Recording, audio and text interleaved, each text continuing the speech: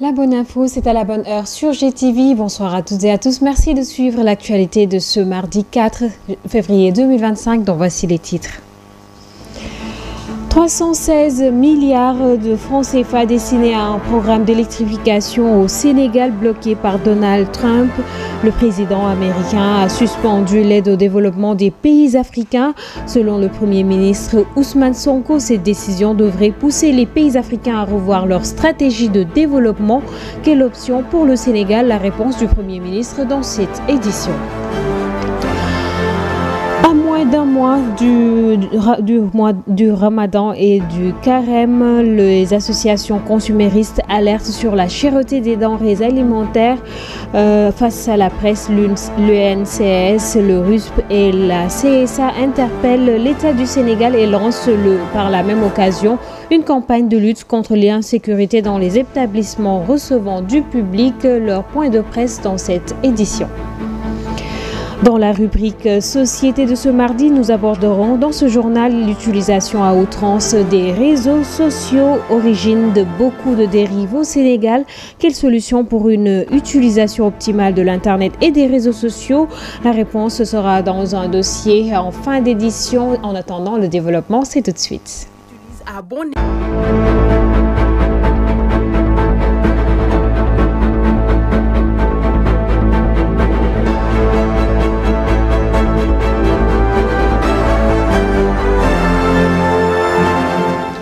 Bonsoir fidèles téléspectateurs de GTV. L'UNSAS, en collaboration avec la coalition des centrales syndicales, compte tenir un grand rassemblement.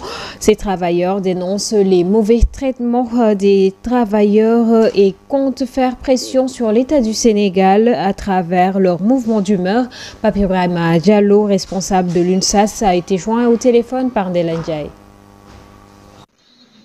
Oui, l'UNSAS et la coalition des centrales syndicales ont pris l'initiative d'appeler un large front syndical. Un front qui va regrouper toutes les forces syndicales du pays, en tout cas l'essentiel.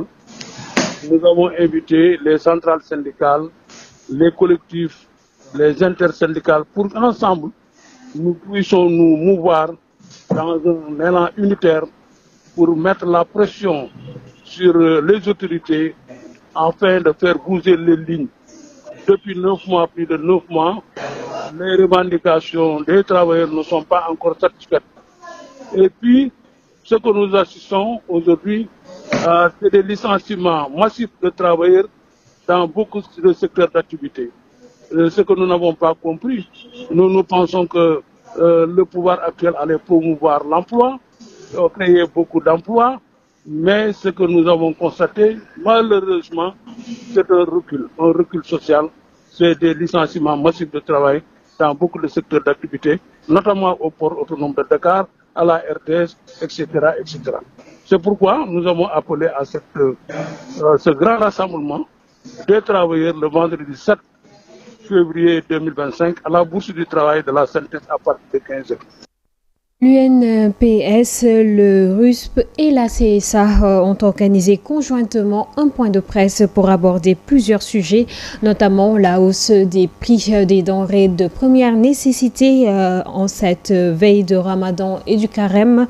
Ces syndicalistes lancent également par la même occasion une campagne de lutte contre l'insécurité dans les établissements recevant du public.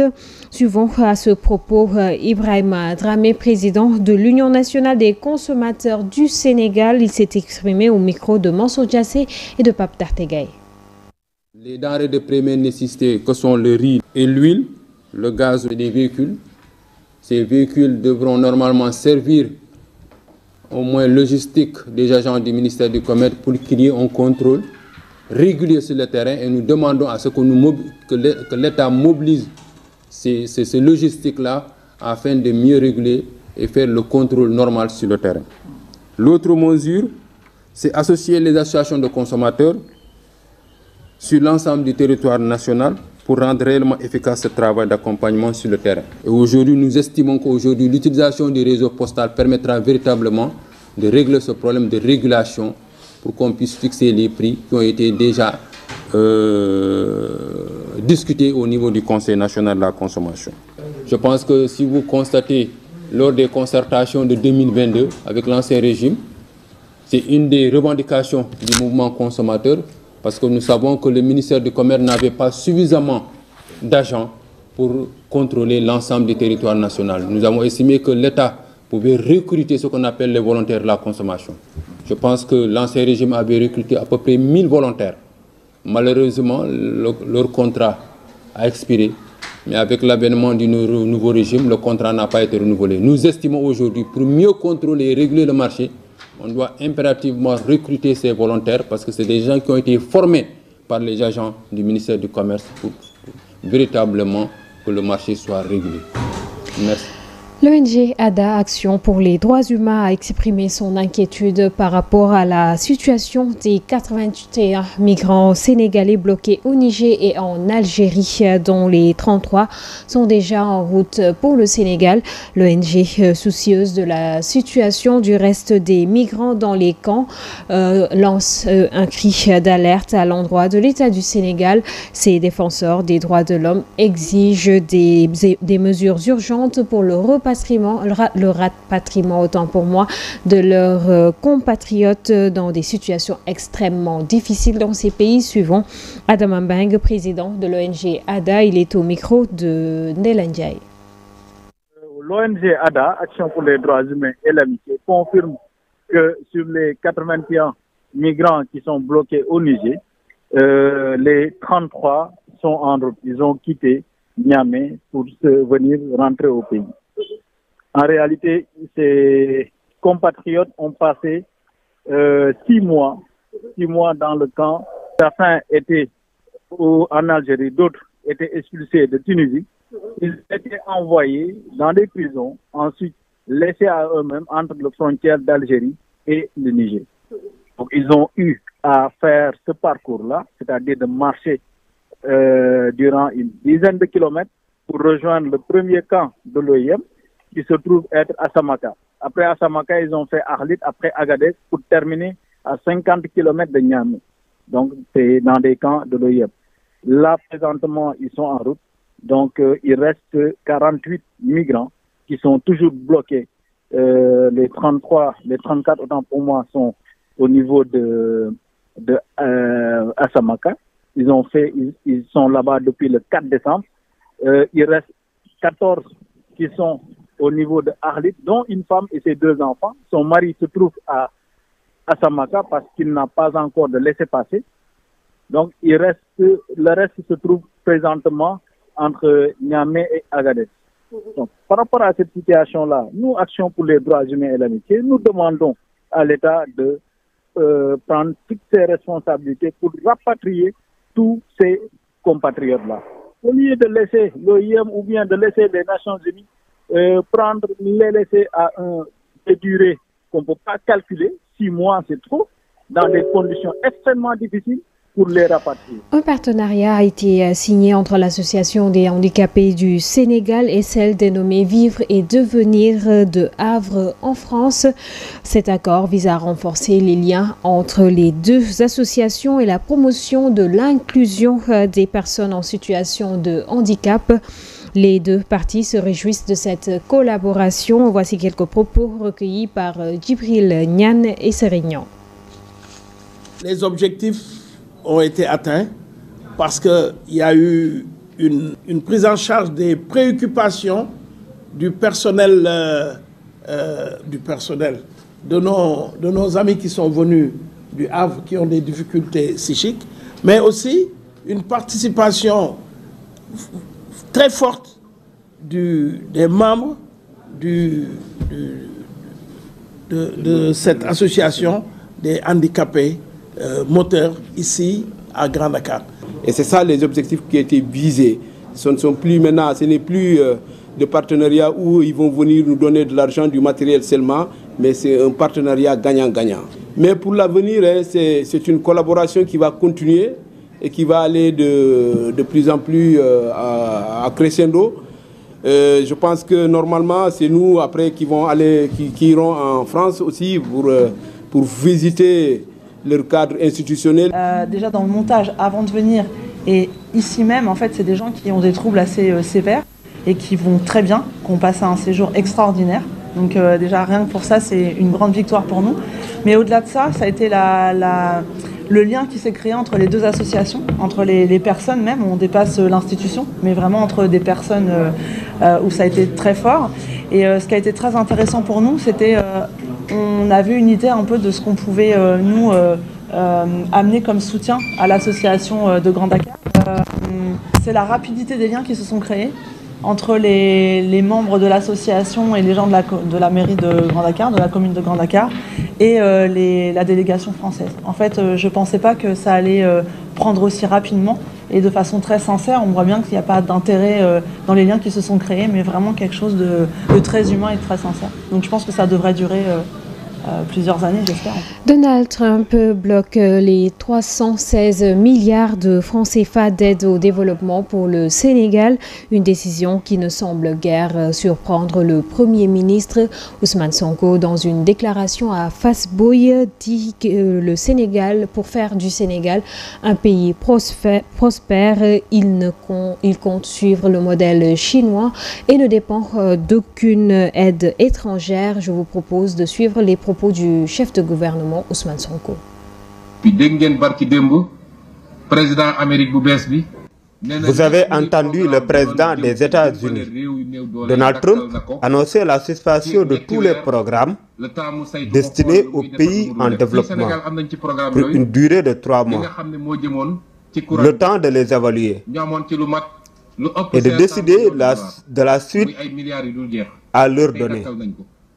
Le Sénégal devait bénéficier de ce projet dans le domaine de l'énergie, à hauteur de plus de 500 millions de dollars. Peut-on toujours continuer à espérer ce qui vient de l'étranger? Il est grand temps de nous recentrer sur notre travail et songer à l'autonomisation de l'Afrique. Je reste très optimiste pour ce grand projet qui nous réunit ici. J'espère que le monde rural pourra véritablement bénéficier de ce projet. Régler problème au Sénégal yi fu ñu munti nekk waaye doon ndox gu barkelit ndox gu neex.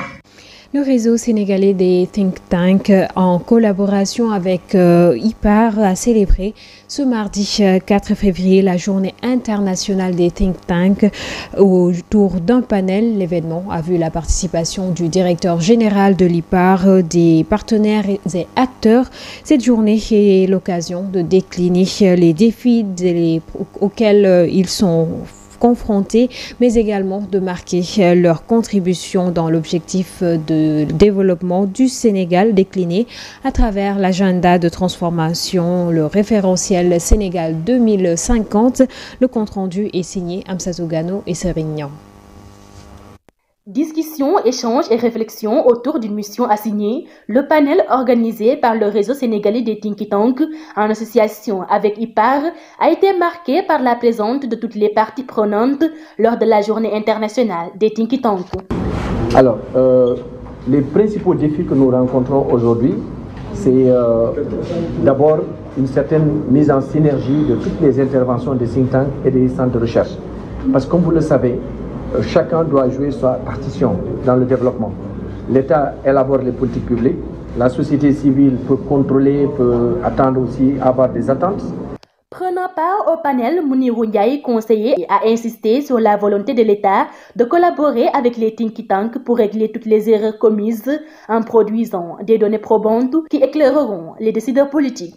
Pour régler ces problèmes-là, le président de la République a compris cela. Si le bureau de prospective et d'investissement économique existe, si le bureau de suivi existe et qu'on essaie de tout faire pour entrer de connivence pour entrer en collaboration, en partenariat avec les think tanks, c'est qu'il y a une volonté aujourd'hui pour apporter les correctifs nécessaires à ce niveau-là. Le réseau sénégalais des think tanks veut relever d'innombrables défis dans le but de produire des évidences scientifiques pour stimuler la décision politique par la science. Cependant, un problème d'investissement se pose. C'est que la problématique fondamentale, c'est le financement. Parce que tous les jours, vous vous réveillez ces derniers moments en constatant que, par exemple, les États-Unis sont en train de couper des aides, ainsi de suite. Ce qui repose la problématique du financement endogène de notre développement. Le panel organisé en ce jour pour marquer la journée internationale est une occasion d'approfondir les échanges sur les attentes des différents acteurs et dégager des perspectives qui permettront au Think Tank de relever d'innombrables défis. À présent, la rubrique Société de cette édition qui pointe ses radars sur les réseaux sociaux. L'utilisation démesurée de la toile vire aux dérives de nos jours. Au Sénégal, l'on s'interroge sur les causes et les conséquences, mais aussi sur les solutions. La réponse dans cet élément de Mam Awassal.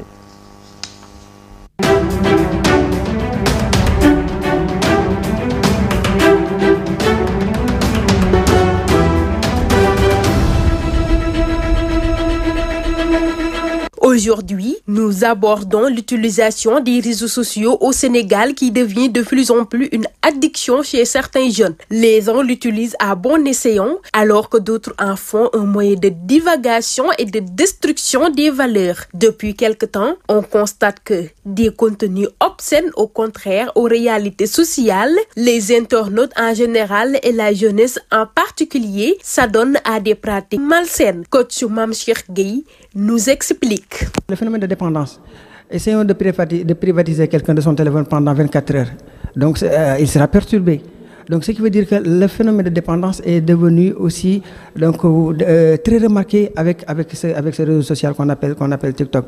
Maintenant, pour en tout cas les paroles déplacées que l'on retrouve à ce niveau, je pense que c'est dû à une mauvaise éducation, à une fuite aussi de la responsabilité des parents, mais aussi à un manque de régularisation vis-à-vis de la part de l'État. Un tour chez la population nous permet de constater une appréhension concrète de la dangerosité du monde virtuel. Ces deux citoyens rencontrés pensent que les réseaux sociaux ont changé complètement les mentalités sénégalaises. De nos jours, les réseaux sociaux sont devenus presque indispensables dans la vie. Mais il y a des gens qui l'utilisent de manière très malsaine. Et les gens aussi doivent arrêter de divulguer leur vie privée sur les réseaux, car ça n'arrange pas les choses. Au contraire, tu es en train de se détruire également des valeurs sans s'en rendre compte. Les gens disent des fois des propos qui peuvent heurter la sensibilité du public. On ne se rend pas compte, mais ces plateformes digitales ont changé complètement nos mentalités. Et c'est vraiment Ce coach en développement personnel revient sur les conséquences néfastes des réseaux sociaux dans la société. Les réseaux sociaux est devenu négatif du moins. Pourquoi? Parce qu'on constate qu'il y a la détérioration des mœurs. Donc le relationnel est fortement impacté, que ce soit dans les couples, que ce soit les relations amicales, que ce soit dans la société. Donc c'est comme si on était dans une société où il y a la cacophonie. Et je pense que ça, c'est devenu un phénomène, c'est des conséquences péjoratives, non seulement sur les adultes, mais aussi sur les enfants. Parce que l'enfant imite le plus souvent.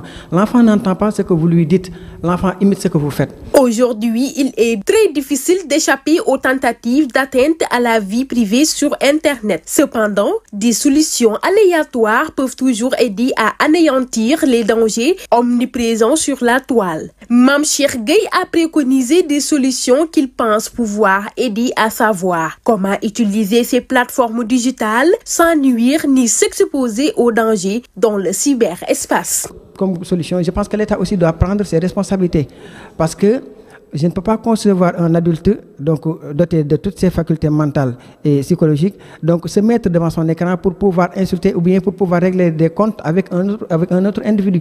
Ça, je pense que c'est l'État qui doit réguler, mettre en place des lois qui vont interdire la promotion de la médiocrité.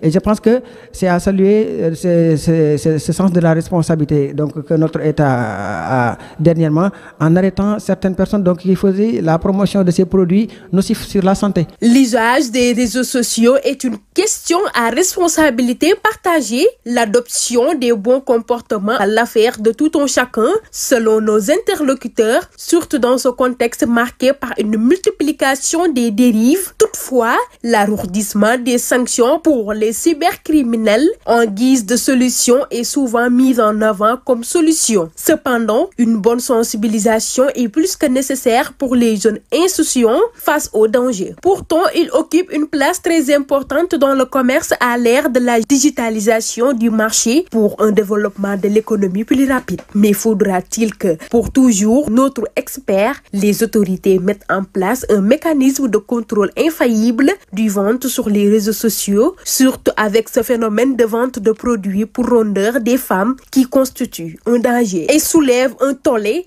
ces temps qui courent.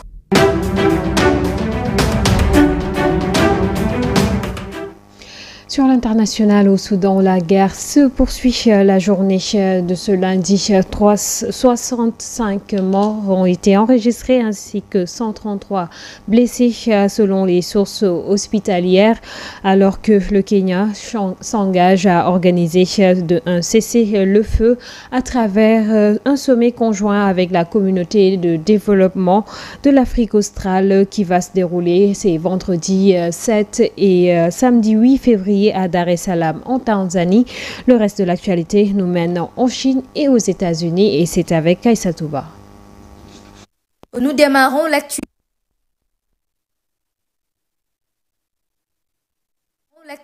internationale par le conflit dans l'est de la RDC. Le Kenya, qui assure actuellement la présidence de la communauté des États d'Afrique de l'Est, a annoncé la tenue d'un sommet conjoint avec la communauté de développement de l'Afrique australe vendredi 7 et samedi 8 février à Dar es Salaam en Tanzanie. Il précise aussi que les présidents rwandais et congolais y prendront part. C'est dans un communiqué publié ce lundi 3 février. Ensuite, la guerre au Soudan se poursuit sanglante, 65 morts et 133 blessés selon les sources hospitalières. Dans le sud du pays, des rebelles appartenant à la faction du mouvement populaire de libération du Soudan Nord, dirigé par Abdel Aziz Al-Hilou, ont tiré des obus sur Kadougli, la capitale du Kordofan sud tenue par l'armée soudanaise. Et l'agence de l'ONU pour la santé, qui tient à ce moment son comité exécutif à Genève, pourrait réduire son budget de 400 millions de dollars en conséquence du retrait de l'organisation de son principal donateur, les États-Unis. Son patron a quand même tenu à répliquer aux critiques acerbes de Donald Trump sans insulter l'avenir. Nous sommes totalement indépendants. Quand un État nous demande quelque chose qui est contraire à notre mission, nous lui répondons non, a-t-il avancé. La Chine aussi a répliqué face à l'annonce des États-Unis. Elle a informé mardi qu'elle imposerait des droits de douane sur plusieurs produits américains, notamment sur les importations de charbon et de gaz naturel liquéfié. Une réponse à l'entrée en vigueur d'une augmentation de 10% des droits de douane américains sur l'ensemble des produits importés de Chine. C'est un bras de fer commercial entre Pékin et Washington. Et voilà, c'est la fin de cette édition. Merci de l'avoir suivi. Excellente suite de programmes en compagnie de GTV. Bonsoir.